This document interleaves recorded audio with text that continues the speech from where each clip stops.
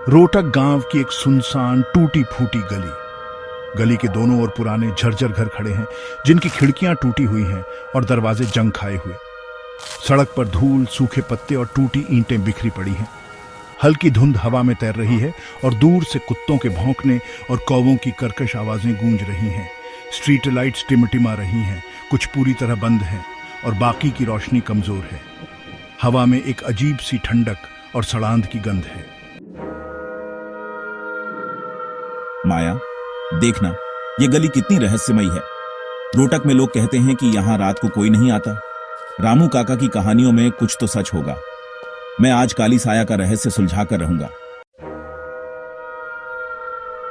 आरव, मुझे ये जगह बिल्कुल अच्छी नहीं लग रही। रामू काका ने कहा था कि इस गली में काली साया भटकता है। जो भी यहाँ रात को आता है वो कभी वापस नहीं लौटता।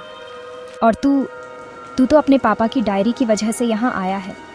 क्या वो सचमुच यहाँ गायब हुए थे? हाँ माया, पापा की डायरी में इस गली का जिक्र है। उन्होंने लिखा था कि वो यहाँ कुछ ढूंढने आए थे, कुछ ऐसा जो गांव के इतिहास से जुड़ा था, लेकिन वो कभी वापस नहीं आए। मुझे लगता है इस गली में जवाब छुपा है। ये हवा, ये सामान्य नहीं है आरव। और ये गंध जैसे कुछ सड़ रहा हो। चलो वापस चलते हैं। बस थोड़ा और माया। रामू काका ने कहा था कि गली के आखिरी छोर पर एक पुराना कुआं है। पापा की डायरी में भी उस कुएं का जिक्र है। शायद वहां कुछ सुराग मिले। ये जगह जिंदा लगती है आरव। ये दीवारों की खरोंच, ये गंध, मुझे लगता है कोई हमें देख रहा है। शायद चूहे या कोई जानवर हो। रुक, मैं कुछ तस्वीरें लेता हूं। ये सब मेरे YouTube चैनल के लिए परफेक्ट है। आरव, ये क्या था? तूने देखा? वो कोई औरत थी। शायद मेरी आंखों का धोखा, लेकिन ये तस्वीर, यहां कुछ तो था। चल, हमें जल्दी कुएं तक पहुंचना होगा। ये आवाज जैसे कोई बच्चा रो रहा हो। आरव, हमें ये देखना चाहिए। नहीं माया, ये कोई जाल हो सकता है। रामू काका ने कहा था कि काली साया लोगों को भटकाने के लिए अजीब आवाजें निकालती है। हमें सीधे कुएं तक जाना है। ये कुआं, इसमें कुछ गलत है आरव। मुझे लगता है हमें यहाँ नहीं होना चाहिए।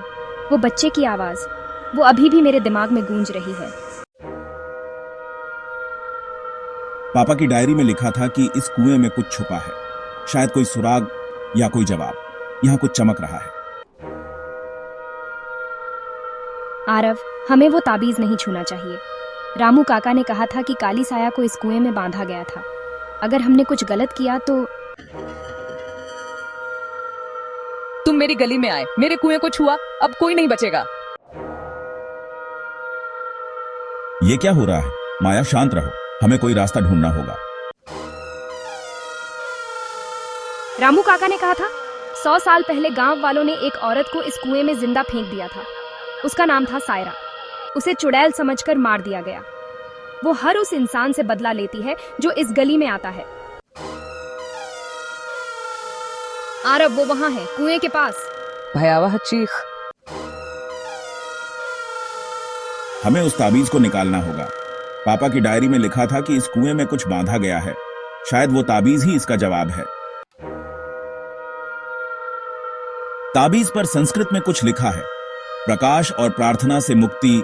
माया, हमें यहां आग जलानी होगी और कोई मंत्र पढ़ना होगा। लेकिन मंत्र हमें कहां से मिलेगा? और ये आग, यहां कुछ भी नहीं है।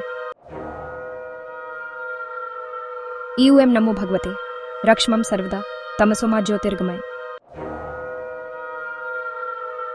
नहीं, तुम मुझे रोक नहीं सकते। ये मेरा बदला है। माया, मंत्र पढ़ती रहो, रुकना मत। ईऊएम नमो भगवते रक्ष्मम सर्वदा।